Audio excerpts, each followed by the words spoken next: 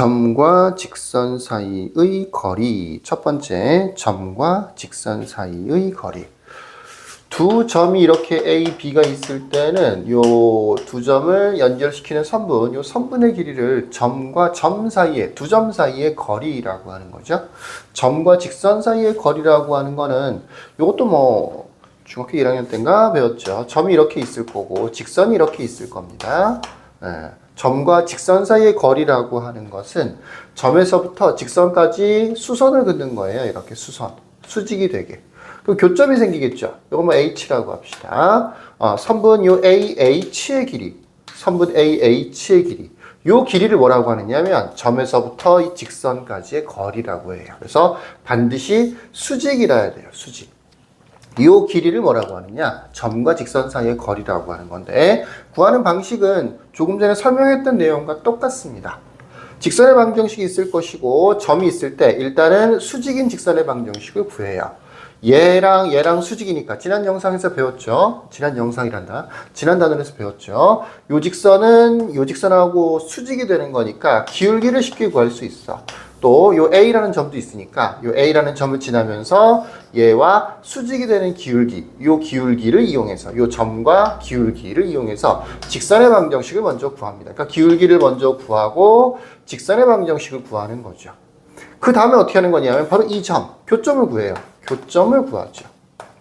그래서 교점을 구하면 연립방정식을 푼다는 얘기야. 그럼 H라는 점의 좌표가 나오겠죠. 그럼 이제 두 점 사이의 거리를 구하면 그게 바로 점과 직선 사이의 거리가 되는데 점과 직선 사이의 거리를 구하세요라고 했을 때 매번 이렇게 계산식으로 문제를 풀어가는 거냐. 뭐 사실은 문자로 주어지는 경우도 많고 해서 교점 자체가 쉽게 구해지는 건 아니에요. 그거를 공식화한 게 바로 여기에 있는 읽어볼까요?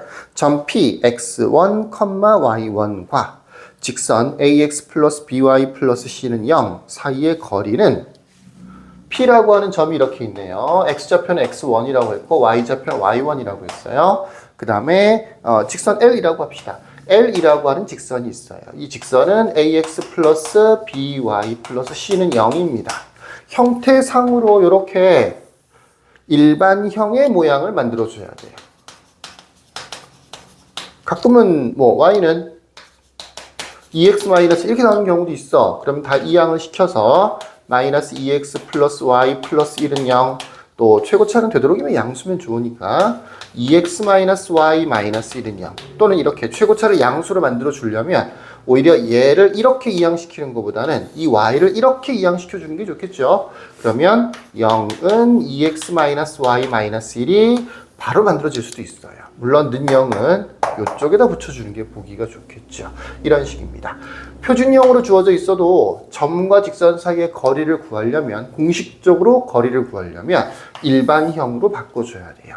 이 상태에서 거리는 보통 영어로 D라고 많이 하는데 이게 거리를 나타내는 많은 사람들이 사용하는 문자입니다. 분수로 되어 있고요. x의 개수와 y의 개수를 이렇게 제곱 플러스 제곱으로 더해줍니다. a제곱 플러스 b제곱 이렇게 해요. 그 다음에 분자에 절대값이 있어요. 이거를 특히 뭐 숫자로 되어 있을 때는 상관이 없어. 음수가 나오면 이상하다. 음수네. 양수로 고쳐야지 라고 하면 되니까 상관이 없는데 절대값이 원래 그런 뜻인 거니까 문자로 주어져 있을 때 이 절대값을 무시하는 친구들이 굉장히 많습니다. 답이 두 개 나와야 되는데 하나밖에 안 나와요. 그럼 물어보죠. 답이 하나밖에 안 나오는데요. 이렇게. 정답은 두 개인데요. 이렇게. 그렇습니다. 절대값이 없어서 그런 거예요. 절대값이 꼭 있어야 돼요. 그 다음에는 어떻게 쓰느냐면 요거를 거의 그대로 쓴다라고 생각하면 되는데 x 대신에는 x 좌표를 대입하고요. y 대신에는 y 좌표를 대입해서 쓴다라고 생각하면 돼. 그래서 ax1 더하기 by1 더하기 c 이렇게 해요. 능력 말고 이만큼에다가 마치 이 점과 이 점을 x좌표, y좌표 대입하듯이 해서 식을 만들어서 써주면 요게 이 점과 직선 사이의 거리가 구해지는 공식이 되는 거죠. 반드시 외워야 돼요. 반드시. 앞으로도 많이 활용이 됩니다. 원의 방정식 이쪽에서도 많이 활용이 되고요. 뭐 2차 함수 어디에서나 많이 활용될 수 있어요. 점과 직선 사이의 거리 또는 점과 직선 사이의 거리라는 말이 없어도 표현 자체가 점이 이렇게 있고 이렇게 직선에 수선이 그어져 있으면서 이 길이를 나타낸다. 이게 바로 점과 직선 사이의 거리거든.